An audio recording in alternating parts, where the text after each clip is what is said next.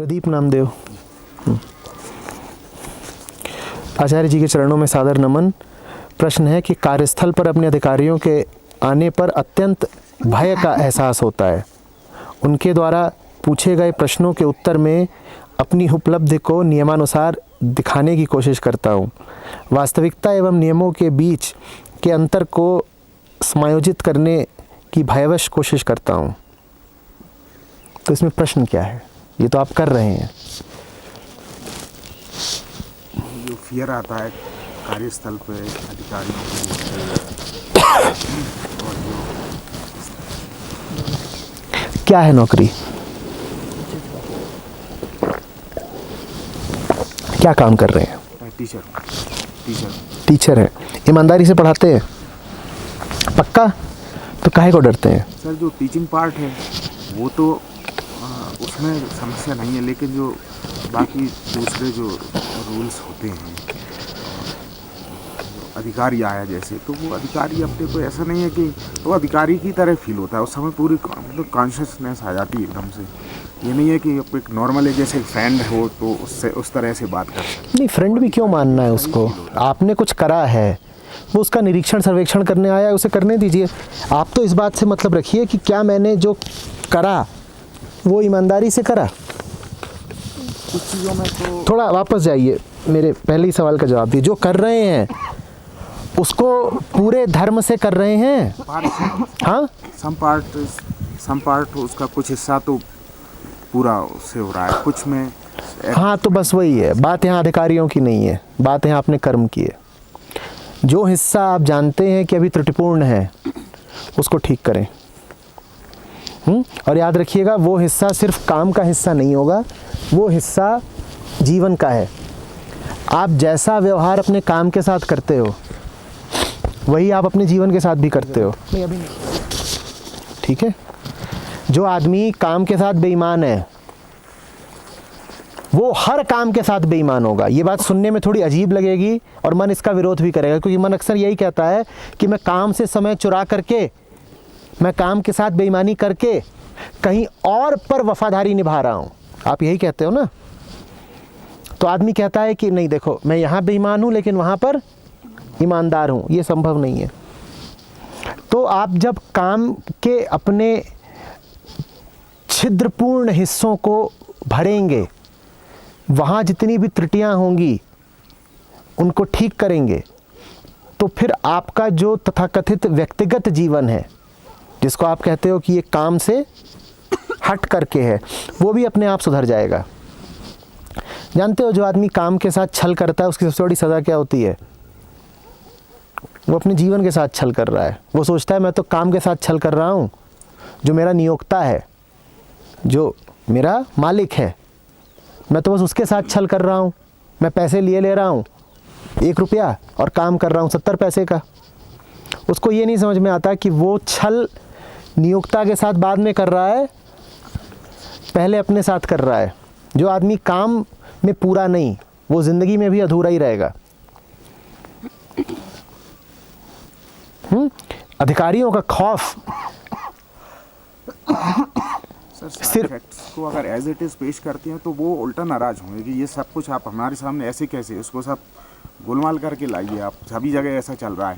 और अगर अपन पूरी तरह से एक्चुअली एक्सपोज करते हैं सब कुछ, तो हो सकता है ये तो है कि अपने हित तो प्रभावित होने का डर वो तो है ही है, कुछ दूसरे लोगों के भी प्रभावित हो सकते हैं और हो सकता है कि बहुत। तो फिर इस तरह के तंत्र में आप कर क्या रहे हैं? अगर आप ये कह रहे हैं कि अगर आपने सारी त्रुटियां ठीक कर दी तो अधिकारी जन और नाराज हो जाएंगे, तो आप ऐसी व्यवस्था में शामिल क्यों हैं? वहां जाएंगे तो पता चलेगा कि जीवन के बारे में आपकी मूलभूत अवधारणा में ही त्रुटि है।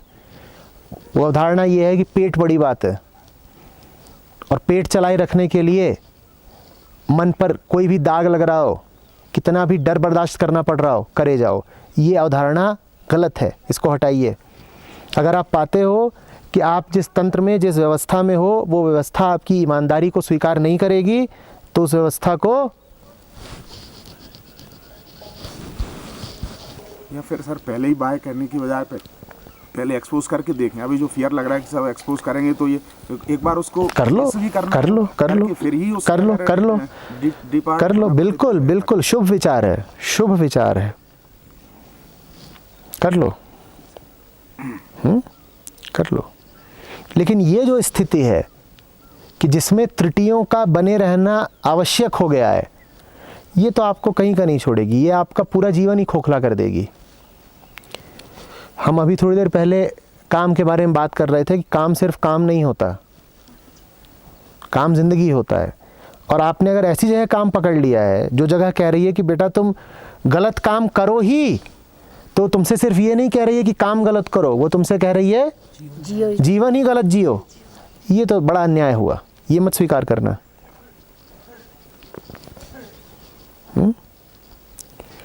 अपनी ओर से भरसक प्रयत्न कर लो। अच्छा विचार आया है कि मैं पहले ज़रा खुलासा करूंगा, पहले ज़रा आवाज़ बुलंद करूंगा, और फिर पाओ कि अभी भी कोई सुनने वाला नहीं, तो बहुत सर मत पटको, चुपचाप बाहर को चल दो। ठीक है? मैं भी एज अ टीचर ही काम करता हूँ। तो अभी जैसे पेट के लिए आपने बोला कि क्योंकि अच्छा ऑफ़र मिला तो मैं मुंबई से मूव हो गया था तमिलनाडु में। लेकिन अभी ऐसा लग रहा है कि थोड़ा पता नहीं सही है गलत है। अच्छे की परिभाषा ठीक रखो। अच्छा ऑफ़र कहा तुमने, किस ऑफ़र को अच्छा कहते हो? फैसिलिटीज।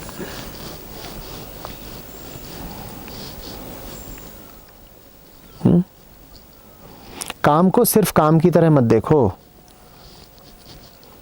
पूरी तस्वीर देखो, टोटल परसेप्शन। यही मत देखो कि पैकेज क्या है, पैसा कितना मिल रहा है। बैठ जाओ और साफ साफ लिखो कि क्या क्या क्या क्या क्या क्या मिल रहा है और क्या क्या क्या क्या गंवा रहा हूं। फिर पूरी बात साफ होगी कि अरे बाबा, सौदा तो शायद घाटे का है या हो सकता है मुनाफे का निकले, तुम जानो। पर पहले बैठ करके पूरा गणित तो करो, और उस गणित में जो चीज़ें बहुमूल्य हैं उनको बहुत वजन देना। शांति बहुमूल्य है, अमूल्य है। अगर कहीं पे रहने से तुम्हारी शांति खंडित होती हो तो लिख देना कि -2 लाख रुपए प्रति माह। इतनी कीमत तो कम से कम दोगे ना शांति को। तुम्हें मिल रहे होंगे 50,000, लेकिन वो जगह तुम्हारी शांति छीन रही है, तो लिखो ऋण 2 लाख रुपए। आप कितना बचा?